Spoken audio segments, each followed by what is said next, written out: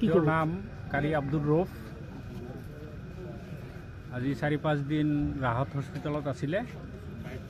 তেওঁৰ এনে ডায়েবেটিছ আৰু হাৰ্টৰ অকণমান প্ৰব্লেম হৈছিলে, লগে লগে ৰাহত হস্পিটেলত নিয়া হৈছিলে। ICUত থকা অৱস্থাতে আজি দিনৰ 9 মান বজাত ইন্তিকাল হৈছে। ইতিমধ্যে ইশাৰ নামাজ বাদ তেখেতৰ জানাজা আদায় কৰা হ'ল। যথেষ্ট মানুহ হৈছে জানাজাত। আমাৰ এই অঞ্চলৰ বুলি নহয়, গোটেই ভাৰতবৰ্ষৰ ভিতৰত এজন শ্ৰেষ্ঠ কাৰী আছিলে তেওঁ। গতিকে আমি মাগফিৰাতৰ কামনা কৰিছোঁ আৰু সকলো ৰাইজক তেখেতৰ কাৰণে দোৱা কামনাৰে বক্তব্য সামৰিছোঁ। আমাৰ এই অঞ্চলৰে নহয়, ইতিমধ্যে আমাৰ ছাৰে কৈ গৈছে, তেওঁ গোটেই অসম তথা ভাৰতবৰ্ষৰে এজন প্ৰসিদ্ধ এজন কাৰী আছিল।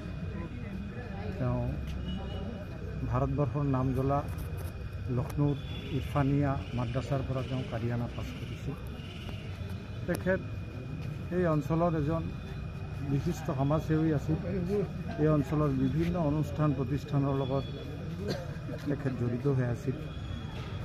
এটা সময়ত তেওঁ AIUDFৰ আমাৰ বৰদবা সমষ্টিৰ যুৱ মৰ্চাৰ সভাপতি হিচাপেও প্ৰায় 10 বছৰ তেওঁ কাৰ্যনিৰ্বাহ কৰিছে।